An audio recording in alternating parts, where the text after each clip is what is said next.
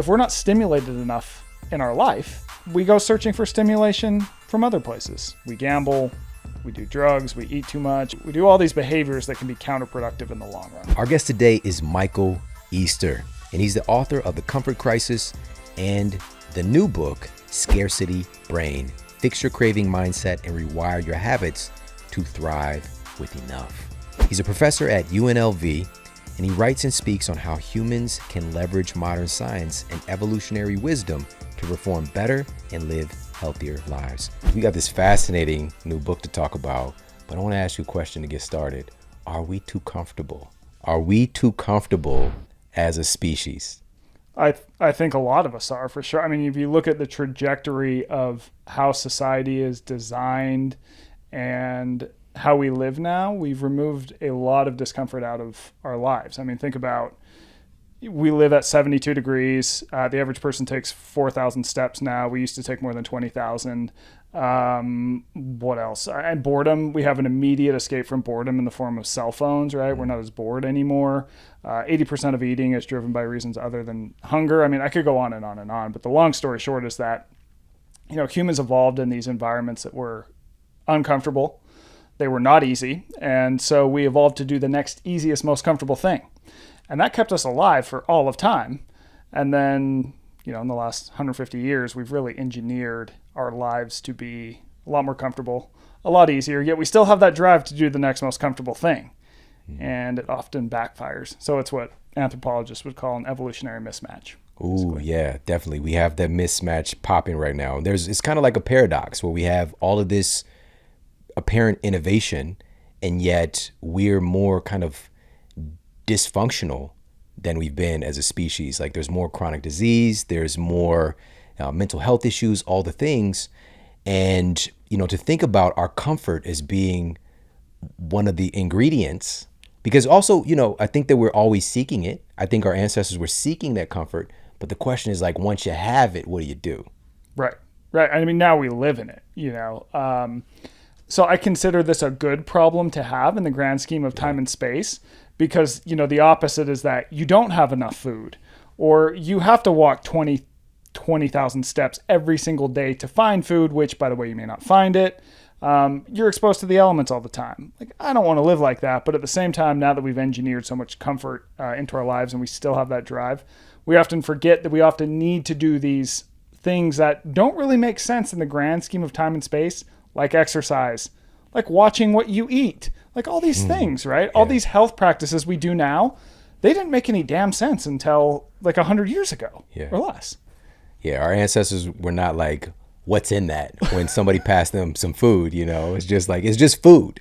How many what are those macros, And you just said it too, like, we're doing simulations of what our ancestors would be doing, right? When we go to the gym, not to downplay the value that can have, but it's just like, we would just be active. We would just be lifting things and moving more because our life required it. Now that it doesn't require it, and a lot of movement's optional, many of us are seeking out ways to develop ourselves, to basically give ourselves the inputs that our genes are expecting of us. Yeah. And so with that mismatch, it's so interesting that today, not only are we in this place, which your first book was The Comfort Crisis, where we're experiencing this comfort crisis, we have industries that are leveraging that seeking of comfort and taking advantage of our more sedentary, like, we're just looking, our brain that's averse to boredom is looking for stuff to mingle with. And so this new book is blowing my mind. I showed you just one portion that's it's just loaded with, right now, this highlighter ink is all over this book. It's so good, man. So good. And you got me from the first page as well. Just the story, like, it starts off with this kind of ominous situation, which I'm not going to give it away for people, but you were putting yourself in these different positions to really find out what's going on with our biology, with our brains in this new world that we're living in. And so the title of the new book is Scarcity Brain. Let's start off by talking about what scarcity brain means. Yeah, well, it's really, why can't people get enough of food, stuff, status, all these things, right? Everyone knows that everything's fine in moderation. and yet we all suck at moderating. Yeah. So why is that? That's really what the book looks into. And I started really thinking about this. So right when the pandemic sort of happened, I'm talking like mid-March 2020, when people realize that things they need might become scarce, what did we all do? Everyone freaked out, right? Everyone goes to the grocery store, they start hoarding toilet paper. It's like, I need all the hand sanitizer in the world, all of it. You guys can have none. People are hoarding food. And then after you see that initial reaction to this sort of big scarcity cue that is the pandemic, you start to see people lean into more consumption in other ways. So significant amount of people gained weight during the pandemic, right? You had inactivity rise. So people were less active. Screen time went through the roof. People bought more than we'd ever bought before, like these compulsive purchases, and you're going like, what the hell's up with that? And it really was this moment where moderation sort of went out the window. And I just wanted to know why that was. And the book is really an investigation of that. But one of the main things that I think I found that's new and interesting is this idea of what I call the scarcity loop. And I discovered this thing in my hometown of Las Vegas because I'd made this sort of casual observation that, wow, people play slot machines for hours and hours and hours. It's just this repeat behavior that's seemingly kind of fun and stimulating in the short term, but detrimental in the long run. Like, the house always wins. The longer you play the slot machine, the more money you're going to lose. And it ruins a lot of people's lives. And these slot machines are everywhere in Vegas. And long story short, in trying to figure out like why the hell do people play slot machines, I end up at a casino on the edge of town in Vegas that it's cutting edge, it's brand new, but it is used entirely for research on human behavior. So it's a legit casino, but filled with PhDs and with study subjects, basically. And that's where I learned about this thing called the scarcity loop from a slot machine designer. And it's a behavior loop that basically, you can think about it as the serial killer of moderation, more or less. And it's got these 3 parts. It's got opportunity, unpredictable rewards, and quick repeatability. So 1, you have opportunity, an opportunity to get something of value that can enhance your life. 2, you have unpredictable rewards. So if you keep doing the behavior, you'll get the thing of value at some point, but you don't know when, and you don't know how big it's going to be. And then 3, quick repeatability. You can repeat the behavior over and over and over. So think of a slot machine. You got an opportunity to win money. If you keep playing, you're going to win at some point, but you don't know how big the win is going to be, and you can just keep playing and playing and playing. Now, this lab is funded by gambling companies, but it's also funded by a bunch of big tech companies. And so then the question is like, well, why the hell is that? Right? Mm-hmm. And it turns out that you can put this scarcity loop in a lot of other products too, to compel people to repeat behaviors that are fun, that are stimulating, that give them some sort of relief in the short term, but often lead to long-term problems. So for example, it's what makes social media work. It's embedded in dating apps. It's in sports gambling, especially on mobile, the rise of mobile gambling. It's in new finance apps like Robinhood. Robinhood really took off by leveraging this loop, and it's in all sorts of other crazy places today where you tend to see people do things to excess. Ooh. Now, here's where this really ties in for the Model Health Show, is that a big part of this inherent programming that we have as human beings, this scarcity loop, can be tied to food. Yeah. It can be tied, evolutionarily speaking, to our seeking of food for survival. Let's talk about that. Yeah. So, okay, I talked to the slot machine designer. He lays this thing out, and then, and he goes, by the way, it's in a lot of other places than slot machines. It's very powerful. And then once I start looking for it, you start to see it everywhere. And I lay out a bunch of places in the book. But a question that he couldn't answer for me is, I go, okay, great. I get this is how slot machines work, but why, right? What's the bigger reason why? Yeah. And he's just kind of like, I don't know. I just designed these machines to work, but I don't know what the underlying psychology is, So I call up a psychologist. That's a good person to ask, right? call up this guy whose name is Thomas Zental, and he's done a bunch of studies on the psychology of gambling behavior. And this guy's old school. He's like 80 something years old. He's been doing it since the 60s. And he explained that the reason we get sucked into this loop and why it drives this repeat behavior, it goes back to evolution and finding food. So if you think of our ancestors, they had to find food every single day, right? That was like your life. Your life is, have some kids, spread your genes, find some food so you can survive and don't die in the meantime, right? Or try to avoid death for as long as you can. My to-do list. Yeah, that's the to-do list. There's 3 things.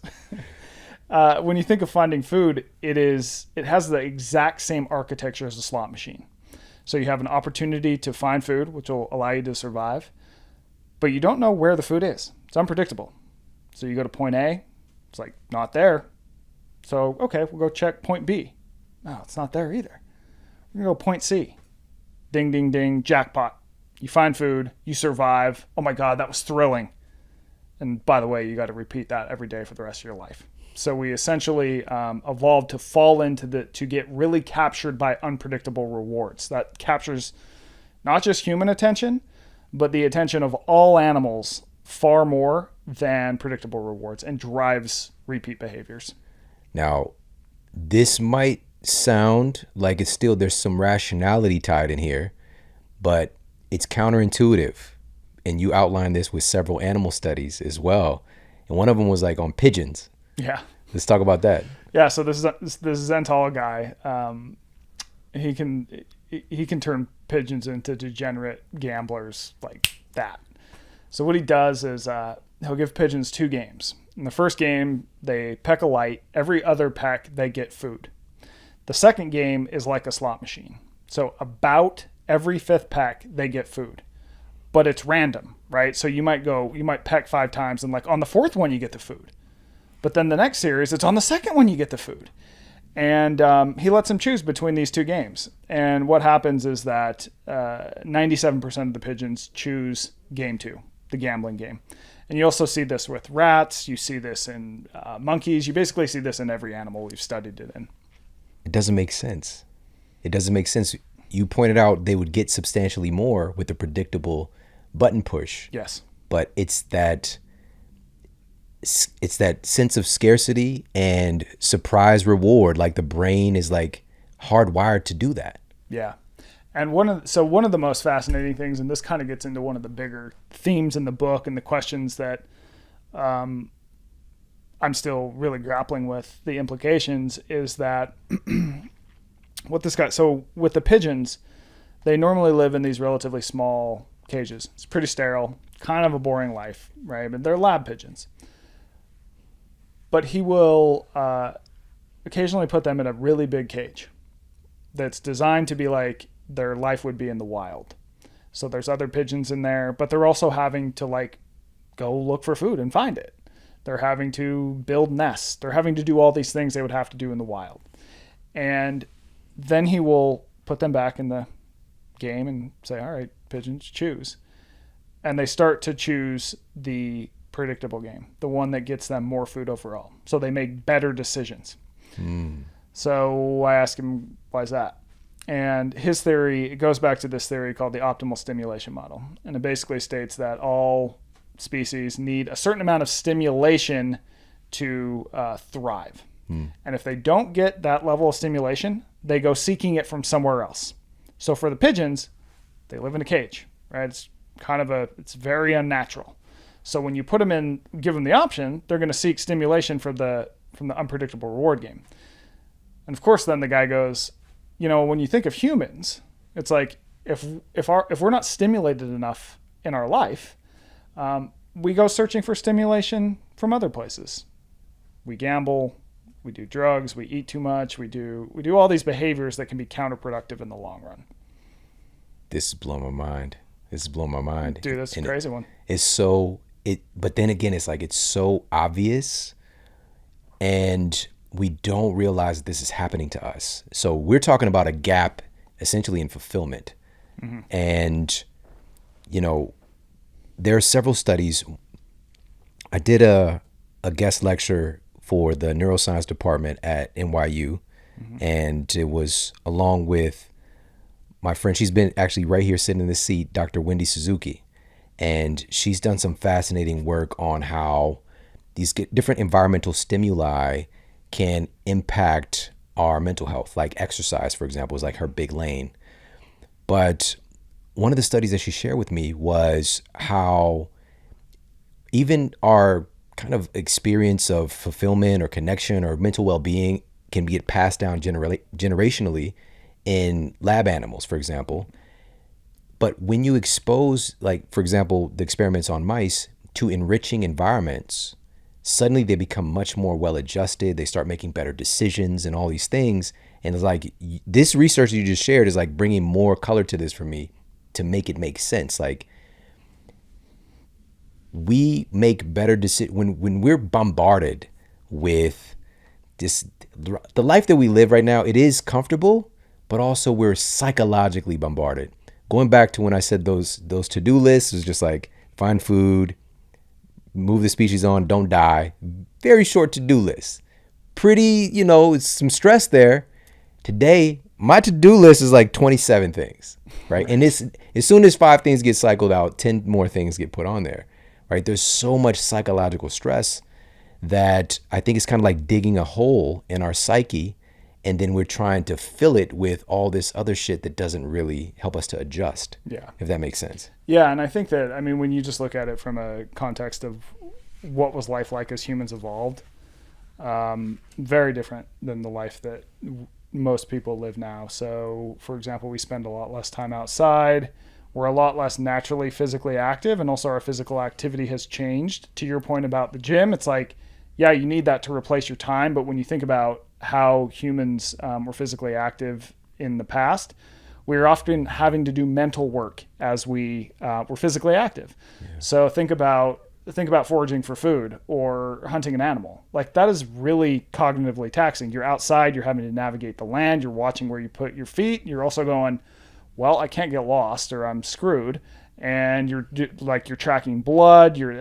Tracking an animal is really hard work, right? And so you're doing all this psychological work as well. And so I think that when you look at how our environments have changed, they've changed in a lot of ways that take a lot of stimulus off of us in a way, even though we have more stimulus in the sense of like, I have this to-do list of random stuff. We don't have like these 20 others that we would have had, right? Right. There's a mismatch again. Yeah. We're missing inputs. Right. That, that we evolve with. We're talking hundreds of thousands of years in this kind of current model, and versus like a couple of decades, if that. And so that can again present why we're experiencing so many outward symptoms of, again, mental health issues, physical health issues, the list goes on and on. One of the things I love about this book is that you look at the history of things, right? So you didn't just talk about slot machines. You went back to like, here's a guy who made these things what they are today. Yeah. I love that. Even with one of my recent books with Eat Smarter, when talking about a calorie, I went back to the origin. We talked about where did this thing come from, this term in our culture. And it started off in physics. It wasn't nothing to do with nutrition. Mm-hmm. And it kind of parlayed its way into popular culture. And so learning this story, because if you could share a little bit of it, I don't want to give too much away, but slot machines were not the deal. Just like a couple of decades ago, it was like a thing for like the family to do while the real players are like at the tables. Yeah. And that was all the way up to about 1980. So they're in the corners and no one played them. So then the question is, okay, well, why did no one play slot machines? And the reason was because they were boring. So they used to have, the reels, and there was only one row that you could win on. Mathematically, that didn't happen that often. So you'd spin a thing, and there's, you'd have to get all these symbols to line up, but that was only happening, 5% of the time. So all species, if you do something and get nothing for it repeatedly, you'll stop doing that behavior pretty fast, right?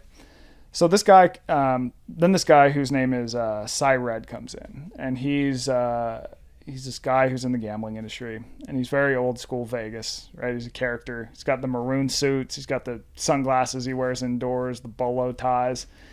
And he makes this observation that in the late 70s, his grandkids are playing Atari. And he goes, wow, that's really holding their attention for a long time, but it also doesn't make sense to him. And that's because you don't actually win anything real if you win Atari. It's like nothing, right? It's just like you get some pride and you move on.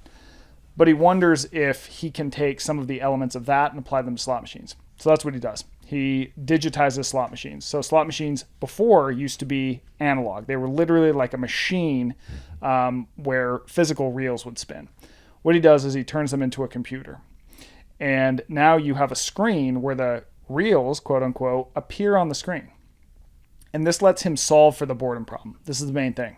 So now he can project multiple reels on a screen, and you can bet on a bunch of different combinations. So you can make 40 different wagers on a single game, basically.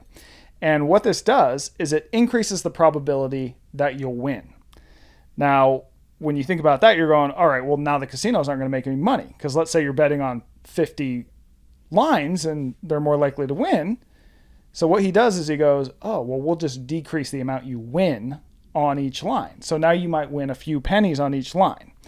So what this does is it means that now half of games will win something. But most of the time, it's less than you bet. So you might bet a single dollar and quote unquote win 50 cents. Now, what this does is this seems irrational, but it's still exciting because he pairs it with graphics and sounds and all this amazing things happen when that happens. And in modern research, they'll do basically neuroscience research shows that we register these what are called losses disguised as wins as real wins, and they compel repeat behavior. So you feel like you're getting something. And what it does is you're playing, but you're slowly losing your money over time, even though it's a really exciting act losing money because you don't really realize it. You're like, oh no, but these good things are happening, right? It's so fascinating. And one of the biggest revelations was when you shared basically there's a certain spot of this whole process is where the magic really happens. And it's as the reels are turning. Yeah. Let's talk about that. Yeah. So, I mean, a gambling engineer basically told me, he goes, gambling is not when you know whether you've won or lost. Gambling is when the reels are turning. It is when the dice are rolling across the table. It is when the dealer is about to put down that card and you're going to find out if you got blackjack.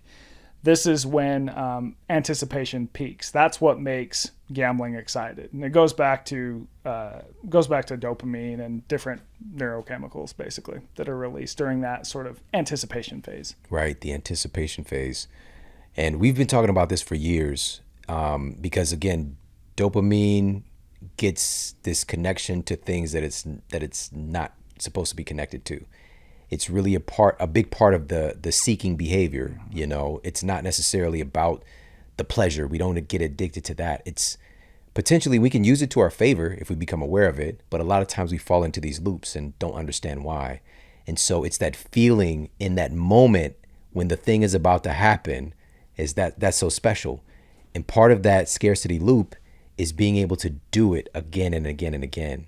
Can you talk a little bit more about that part? Yeah. So the other thing this guy did to make slot machines more popular. So now when you play, you know that you're going to probably win at some point, but you don't know if your dollar bet's going to get you 25 cents, if it's going to get you 50 cents, if it's going to get you $1.50, if it's going to get you $150, right? So now each pull of the handle becomes more action-packed.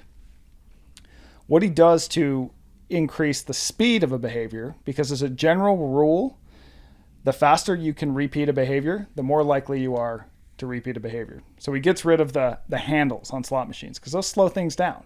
So he puts in spin buttons. And when he puts in spin buttons, rates of gambling basically double on slot machines. And once this guy's done tinkering with all these little changes he makes, slot machine gambling increases tenfold. And all of a sudden, slot machines go from being this little sideshow on the casino floor to taking up 85% of casino floors. And now people today spend more money on slot machines than they do on books, movies, and music combined. That is crazy, Pans. Yeah. That's nuts. It's crazy. Yeah, and I don't think we think about it. And as you mentioned, where you live, there's slot machines everywhere. I would imagine Oh, like dude, everywhere. restaurants, maybe gas stations. Restaurants, gas stations, grocery store, airport. Where else am I missing? Bars. Yeah, like I'll get grocery stores in the morning, when like no one's there. It'll be 7 a.m. and people will be playing slot machines. Yeah, letting their food spoil. It's Wow. crazy. Wow. All right, let's talk about how this connects to, right now here in the United States, according to, CDC, NIH, prior to pandemic related shutdowns, we were somewhere in the ballpark of 42.5% of US adults being clinically obese. And it's projected to be 50% by 2030. The latest numbers have not come out post pandemic as far as that's concerned yet. And I would imagine it's taking a mighty jump and getting there faster. Mm-hmm. And not to mention, if we compile overweight and obese, somewhere in the ballpark of 3/4 of our citizens at this point. It's very unusual, but when you understand the scarcity brain, it makes complete sense because in some ways we evolved to overeat. Yeah. Talk about that. Yeah. Well, food has always been at a premium. Food has always been scarce. It's always been hard to find for the vast majority of time. And if you had the opportunity to eat it, that would give you a survival advantage. So we're unique in that we store a lot of fat, and this is so we could travel long distances, so we could explore. It allowed us to survive. So if you think about it in the past, if you had let's say every seventh day, you couldn't really find that much food. This meant that if you had the opportunity to overeat, you should do it because you're going to not have food at some point. We still have that ancient wiring in a time where we have 7-Elevens on the corner, we got grocery stores, we got Burger King, we got food everywhere, right? The average, I think we throw out about a third of the food we produce in America.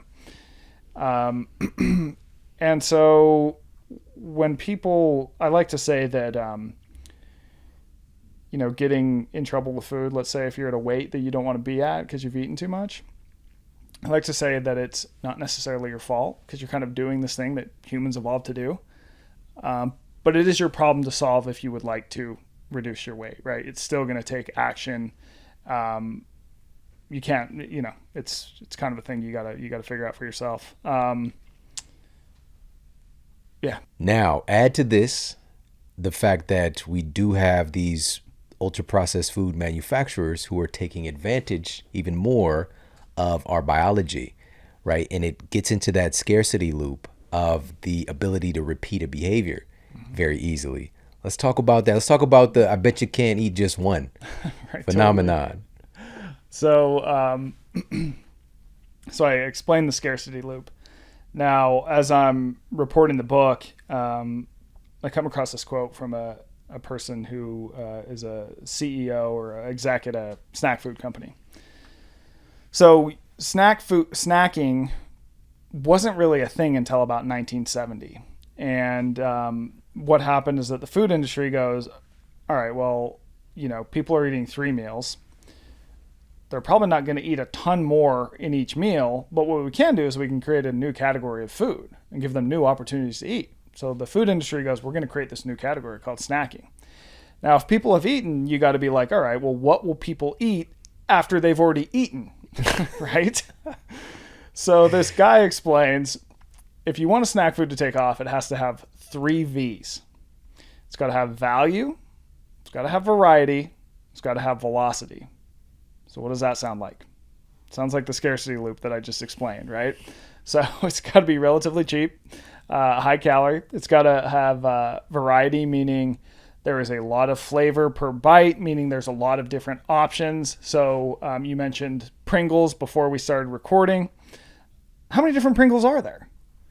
There's like 25 different Pringles. There's like sour cream and onion, there's barbecue, there's spicy barbecue, there's like, just keep going, right? And it's got to have velocity, meaning that it has to be easy to eat, meaning you can consume it faster. Yeah. Now, I think that velocity is the number one thing when it comes to food. So when food companies process a food, turn a food into an ultra processed food, basically repeated steps of processing that are done to increase flavors, increase all these things that make food delicious. people will tend to eat the food a lot faster. So there's a really great NIH study from Kevin Hall, who I'm sure his name has come up on this podcast before. He's done a really great piece of research where he took a group of people, and for 2 weeks, he locks them in a lab, right? So for 2 weeks, he lets them, he gives them only food that is very minimally processed. It says, eat as much as you want. And they're weighing every single thing these people eat. Like, it's extremely nitty gritty with the tracking. Then after that, for the next 2 weeks, he gives them a diet that is equivalent in macros and salt and things like that, except the food is ultra processed. It's sort of the ultra processed take on that. He says, all right, eat as much as you want. Again, they're tracking every single thing. And what he finds is that when people are on the ultra processed diet, they end up eating about 500 calories more per day, and they end up gaining weight. And the reason mainly comes down to the speed at which they ate the food. So when a food is ultra processed, it's super easy to eat. Think about getting a piece of, I have a guy who's quoted in the book. His name's Mike Roussel. He's a nutritionist. And he's like, yeah, my son ordered a pizza from Pizza Hut the other day. He's like, I had a slice. He's like, it literally just like melts in your mouth and falls down the back of your throat, right? Think about eating something like broccoli. Like, it takes so long to eat. It's like crunchy. It's kind of a pain in the ass to eat broccoli. A better comparison might be, think of eating potato chips versus a boiled potato, right? You're never going to sit down and eat 1,000 calories in boiled potatoes. But people will sit down and eat 1,000 calories in potato chips all the time because it got all these triggers that make you want to eat it. Also very quick to eat. Yeah. Wow. And of course, they're manufactured to be that way. You know, it's taking advantage of this hard wiring. One of those phenomenons is the vanishing caloric density. So it's like that melt in the mouth experience. So it kind of, in a way, because when you eat foods through our evolution, there's a certain feedback when you're biting into that food. We were just talking about this as well with gastrophysics and like a certain crunch, a certain experience. And through our evolution, this would be tied to a certain nutrient density as well. But now with the food, you get this crunch, but then it disappears.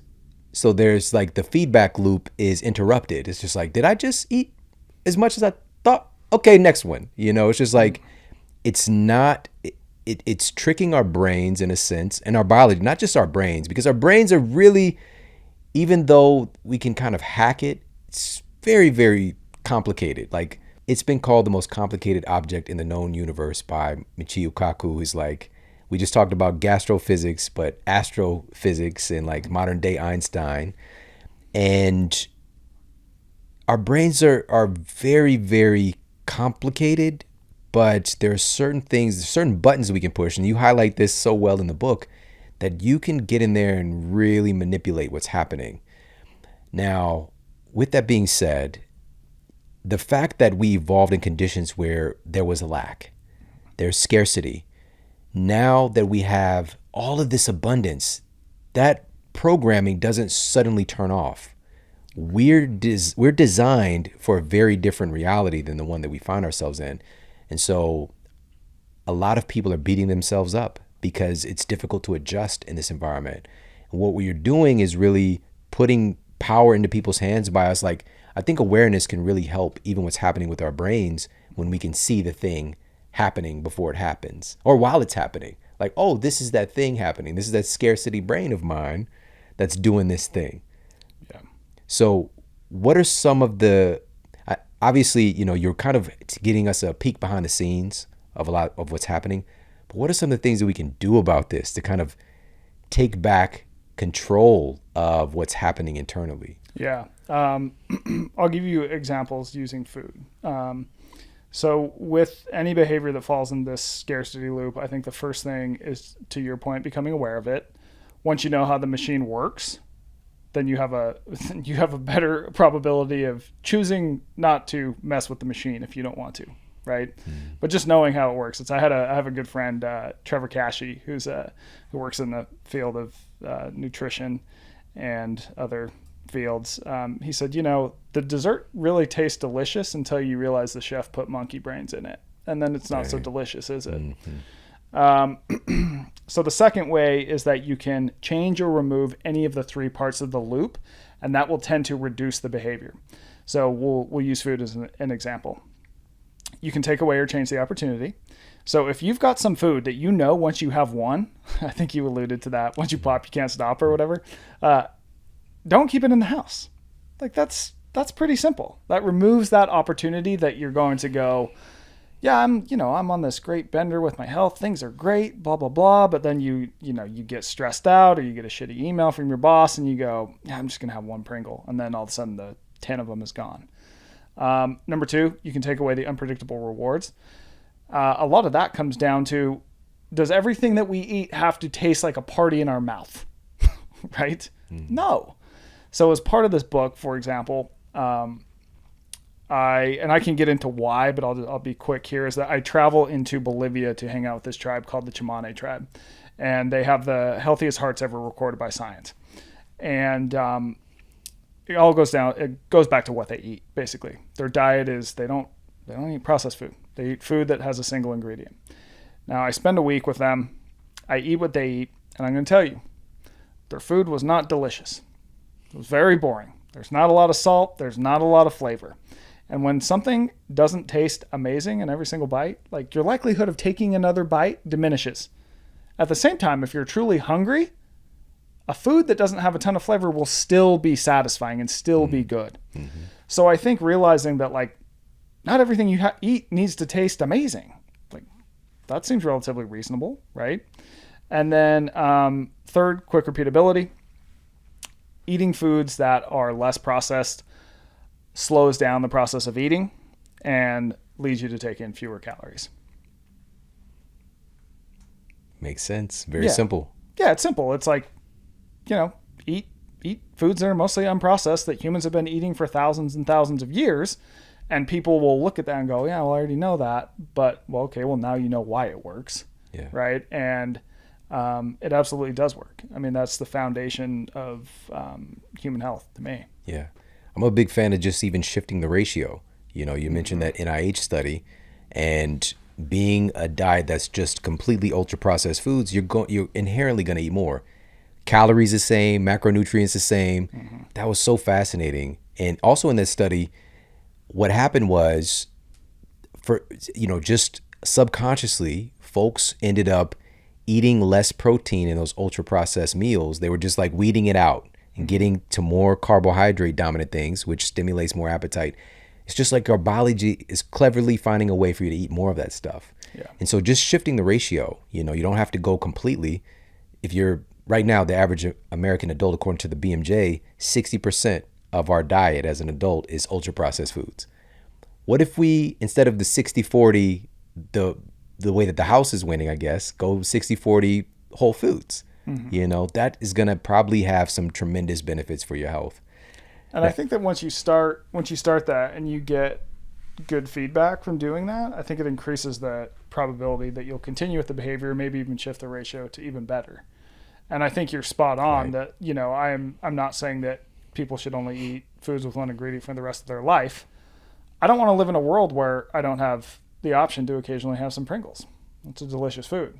The problem is when that is 60% of your diet, you start to see a lot of the problems that we face today. To me, like the scale weight thing is irrelevant, but really the problem with being obese is that increases the likelihood that you will have certain chronic diseases. Right? So people will say, just because you're obese doesn't mean you're going to be unhealthy. Well, of course not. But what it does mean is that it loads the dice in favor of disease. So it's like, do you want to roll the loaded dice or do you not want to roll the loaded dice? Yeah. We've, of course, articulated this. This is not about a vanity metric. It's, 7 times higher risk of developing endometrial cancer, twice as high likelihood of prostate cancer and breast cancer, let alone dramatically higher incidence of heart disease and Alzheimer's and all the things. Like, we've got all these stats, but because our culture and this, again, being taken advantage of, our scarcity brain is just framing it like, it's fine. It's fine. Yeah. It's hard. Here's some more. Here's another show. Here's another, this or that. Like, just don't worry about that. You're going to be fine. Yeah. And it's all good. Can you talk about the Miami study? Yes. So this one was really fascinating about how scarcity cues affect us. So a scarcity cue is a piece of information that we encounter in the environment that suggests that things that we need to survive are scarce, or all is not right with the world, basically.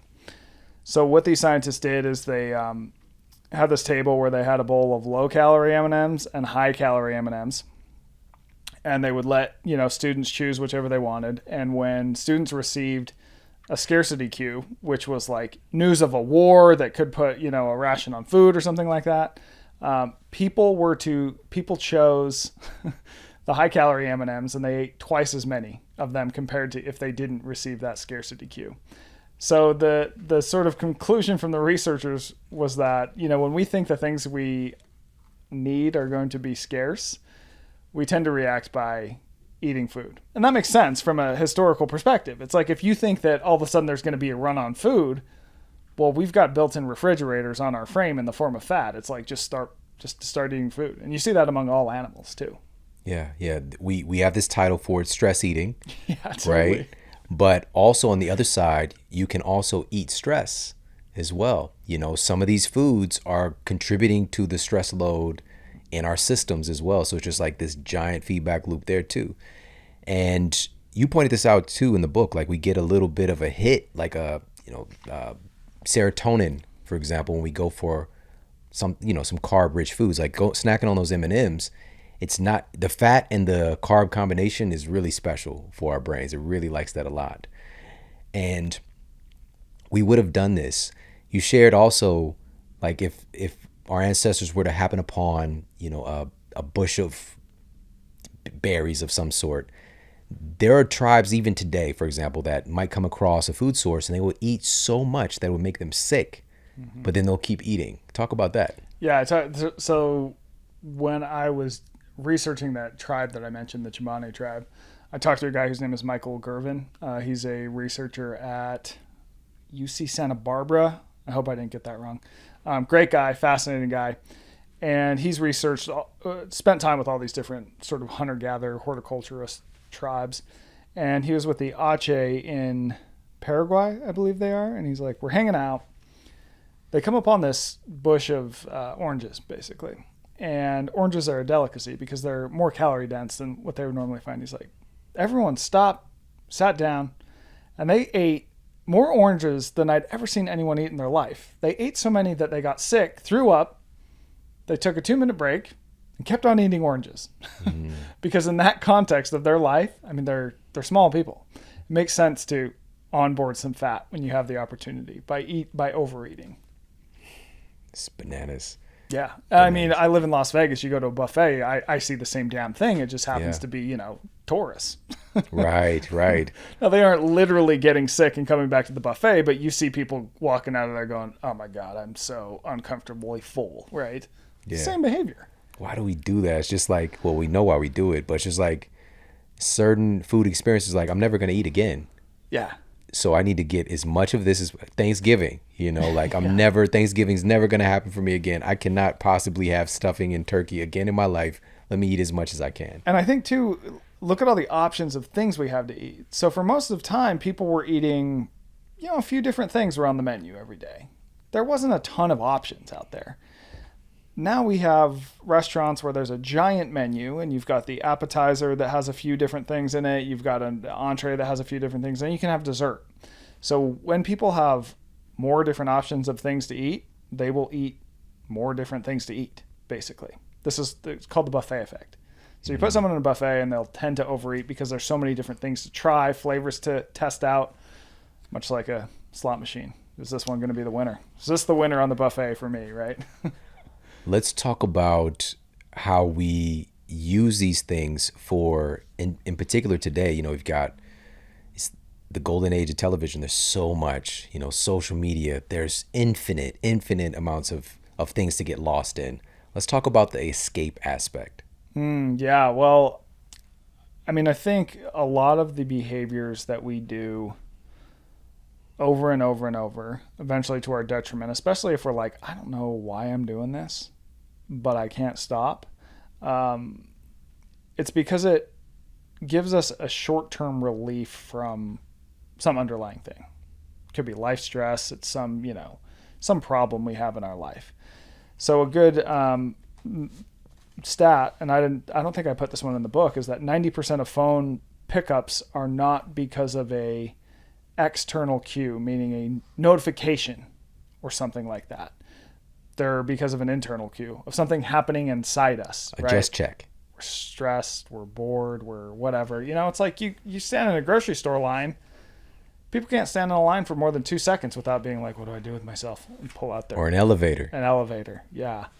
And so I do think that a lot of these behaviors have an escape element. And this is, I think this gets translated at the extreme end into addiction, where addiction to me, there's a lot of theories behind it. For a while in the US, we thought it was, you were a bad person if you were an addict. It's a moral failing. Then we realized, well, that's dumb. And the argument now is that it's a brain disease. So, it's some chemical thing happening inside the brain that, the person doesn't really have any agency over.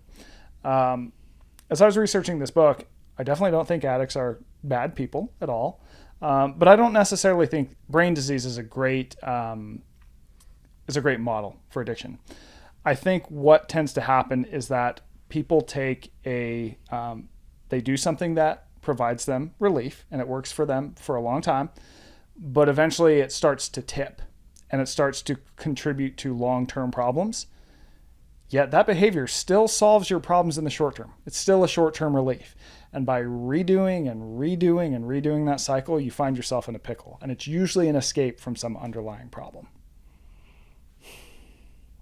We're very crafty people.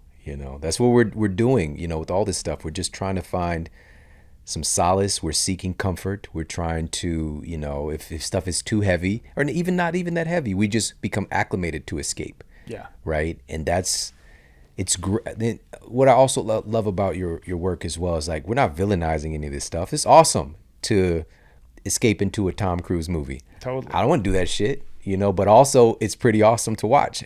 And the same thing with our different food experiences, like knowing that, Pizza Hut is a thing. You're like, that's giving me some joy, in my childhood. I haven't had it in a while. Actually, there was a Pizza Hut buffet in my neighborhood. I've been to one of those. All right. So first of all, it's Pizza Hut. And they had those cool glasses that just soda looks better in those glasses. Oh, yeah.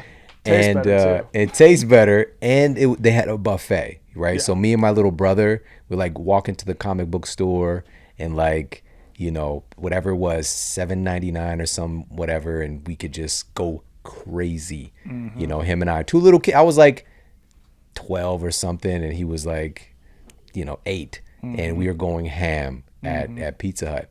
Having those things exist, that's not the problem.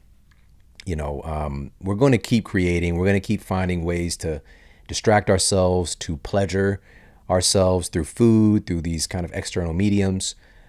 But I think what's lost in all of this is that inherent desire for fulfillment, for connection, for wanting to feel like we matter, significance. And so I think that's a lot of what's becoming filler, right? And so you mentioned too this mismatch with our short to-do list, and now we've got all these to-do lists, but is that really meeting, again, what our genes are expecting from us from all this time? We live in such a new reality that we're trying to catch up, but it's virtually impossible because things are not slowing down. Yeah. And so my question to dig deeper into this, we looked at, some things to kind of break this scarcity loop, addressing some of these things. But what about fulfillment? Like, what about like focusing on ourselves and like real happiness that doesn't require any of these things? Yeah, this is a good question. So as part of the book, I spent about a week with these guys who are Benedictine monks in the mountains of New Mexico. And what's fascinating about these people is that, we live in a world where there's a million different things that we're told we need to do to be happy, right? And there's all this research, like right now the popular thing is like, you must have a bunch of friends. You must be social. It's like, yeah, obviously it's good to be social, but, or, you must meditate or you must gratitude journal and stuff like that. And this is coming out of universities. And what's interesting about these monks is their life is pretty hard. They wake up at 3 a.m. every morning to go pray. They go pray in the chapel 7 different times a day. They don't eat a ton. They're told to like not overeat. They have to do physical labor for 4 hours every day. And by the way, they can't talk for like most of the day. Right? So it's not like they're super, super social. And when you look at research on them, though, they tend to be happier than the average person on average. So they're doing all these things that we might look at and go, well, wow, that would make a person unhappy, right? But they're happy. And so the question is why? And I think to me it comes down to we need a certain level of effort in our life, which these people are getting through physical labor. They do every single day. Yes, we need connection, which they have, but we also need time to be alone and time in solitude to know about ourselves. So I had a separate research on the last book, The Comfort Crisis, talk to me about solitude, and he basically said, like, look, you obviously need a social network, but if you can't be alone, that's a sign that like something good is not going on, right? When people want to find themselves, to understand more about themselves, they often need to have these stints of solitude. And this is in religious texts going back thousands of years, right? And then I think most important with these guys I met with is that they're not obsessed with themselves. They have a sort of higher purpose. So everything they do is for this higher thing, right? And so for them, it's God. Do I think that it needs to be God for everyone? No. Do I think that realizing that maybe you're not the center of the damn universe is probably good for a human? Yes. Right? And so how is that going to get expressed? And what can you do to sort of do the next right thing and give effort to a cause that's maybe greater than yourself? I think that ultimately is a big driver of fulfillment and a long and happy life. And one of the researchers who I talked to in this process said, one correlation that I see between people who live a long life and live a happy life is that they do a lot of volunteer work. They spend a lot of time helping others. They do all these things that get out of themselves, even if they're not necessarily checking all these other boxes that we've been told you absolutely must do to be happy. Yeah, yeah. And what you just shared, all of these things are firm. There's so much data on this, and increasing our lifespan and our health span as well. But the question is, are we doing it? Right? So we've got effort.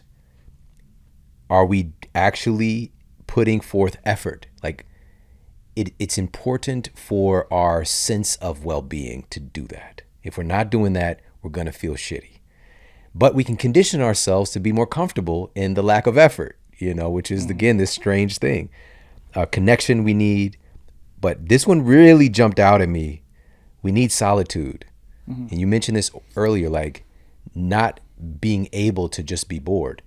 Both of us, like we remember a time when we didn't have the cell phones. Like we just were with ourselves, we just, can you imagine just thinking? Like there's so much time that I spent with myself, just in my own mind and contemplating, but also what's happening too with that freedom is processing. Data is getting processed. We're looking at different angles, perspectives, and having time to just be. Today there's always something, but so much of it is manufactured. There was a time when we could just leave our house and just like, we'll be back when we're back. Like you can't talk in the meantime, and now it's like people have 24/7 access to you if you allow it. Yeah. And so part of this is, and I'm going to advocate for that for all of us, because as you just mentioned, not being able to be with oneself, this is a new thing as well. That's a new thing. Totally. And it's manufactured by the culture. Yes, we need each other, but we also need to know who we are. We need to spend time with ourselves. We live with ourselves, but we don't fucking know ourselves at all today. We're just kind of like, we think we're just moving around, just being controlled by the environment. And if we're talking about a vast universe and we're talking about infinite information, it's all within you. There's so much within you to explore, but you can't do that if you don't have time to just be. So I would advocate for people to just put that at least on your like midterm goals, to like just have maybe 20 minutes a day to just do nothing. Yeah. Like put everything, you don't have to meditate per se, but just like put everything to the side, turn off your notifications, just be. Yeah. And I love this too. For me, I do this on a walk. I don't bring my phone. I just go for a walk. Yeah. And that's helped like so much of what people have heard on this show. And it's come through that experience of just being by myself, walking, processing things, thinking about things through different angles. I didn't consciously do that. It just started happening, and Yeah. problems get solved, ideas, all these things because I have time to just be. So in the comfort crisis, I spent a month up in the Arctic. We were on this caribou hunt, and so we'd sit on these hills because hunting caribou, they're coming north to south, summering to wintering grounds, but none of the caribou were coming through, right? Like they're just not coming through. So I didn't have my cell phone, I didn't have a book, I didn't have a magazine, no TV, none of that, right? So I'd sit on these hills for like hours and hours and hours with nothing to do. So I find myself bored again, right? So what did I do to relieve my boredom? At one point, we read all the labels on our nutrition, on our food, right? So we're like, oh, Cliff Bar, yeah, 250 calories, 9 grams of protein, whatever. Oh, made by a guy named Cliff. Then you're looking at the tags on your gear. Then you're like coming up with Christmas shopping lists for the next 15 years. But then I wrote some of the book that I wrote, right? I wrote all these different ideas. And so I'm having all these like really interesting thoughts. So when you think about boredom is neither good nor bad. But what boredom does, boredom is an evolutionary discomfort that basically tells you whatever you're doing with your time right now, the return on your time invested has worn thin. So if you think about it's 1 million years ago and you and I are hunting for our tribe, no animals are coming through, boredom kicks on. It tells us, go do something else. Now in the past, that something else was often productive.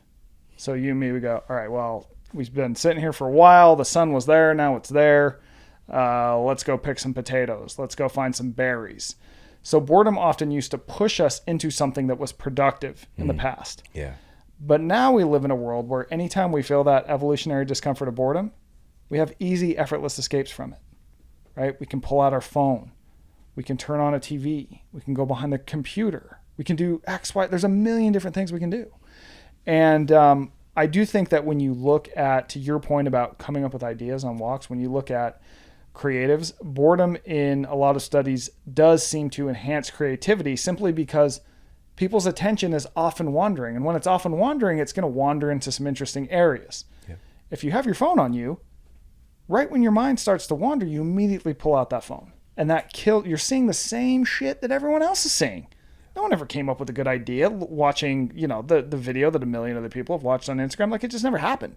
Usually has to happen in this separate space that is removed.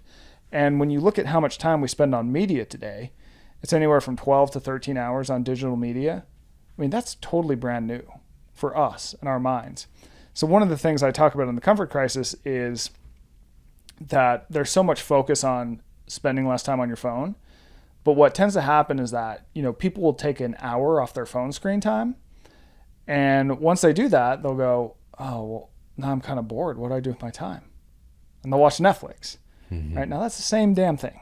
The brain doesn't know the difference. So I advocate for more boredom. Is a good way to frame that in the context of today. And I do think it's absolutely powerful to your experience for coming up with ideas, for thinking differently, for even just having a time to sort of chill from how fast-paced life is today. Right. And it's so good for you just for processing stress and all the things. And you just mentioned, because an argument might come up when watching whatever, somebody else's video, 1 million views, good idea. Yeah, you can have an idea, but it's usually going to be regurgitation. Right. It'll be a take on that or versus, and you alluded to this. So some researchers at Stanford found that simply going for a walk, and the study was like 10 to 15 minute walk, increased their objective creativity, what they were putting them through, by like 60%. But it was a certain flavor of it. It was something called divergent thinking, right? So like looking at things from these different unique angles, it's just like we have that. We all have it in us to be creators and creative and to solve our most pressing issues. But if you don't have time, you're not going to find the answer that you already have. Yeah, totally. Man, this has been fantastic, and I highly, highly encourage everybody to grab a copy, Scarcity Brain. It's available right now everywhere their books are sold. Of course, support your local bookstores, jump on Amazon, Barnes & Noble, all that good stuff. Is there anywhere else that people can connect with you and get more information? Yeah, I got a website, eastermichael.com, and I have a newsletter I send out 3 times a week that talks about a lot of the stuff we've been talking about today. So if you're into this show, you'd probably be into that too. It's we actually do audio readings of it too. So That's cool. yeah, That's man. cool. Listen, again, I love books that provide, it's not just information, but it's like profound knowledge. It's like something that changes the way you view life. And there are quite a few moments of that reading Scarcity Brain. So just thank you so much for taking the time and energy and putting it together for us, man. It's Right really on. awesome. Well, I really appreciate you having me on. This is a fun conversation. I enjoyed it. Awesome. And we don't have any bias towards Easter holidays, except you get free pancakes apparently. Yeah, I made that up. I tell everyone that. Everyone goes, "What's it like being Easter?" Well, I get free pancakes and I hop on Easter Sunday. So now the secret's out. I've just revealed it. If I've conned you, I'm sorry. My guy, again, thank you so much for your time and energy. And this is fascinating stuff. Can't wait to see what you do next. But right now, everybody get a copy of Scarcity Brain wherever books are sold. Michael Easter, everybody. Hey, if you like this video, make sure to check out this video right here. You can reduce levels of IL-6 in the brain, reduce inflammation, make neurons more stable and healthier over time by making sure that the glymphatic system is active. So that means getting regular deep sleep. And one of the best ways to really mess up your brain and your thinking is to not get deep sleep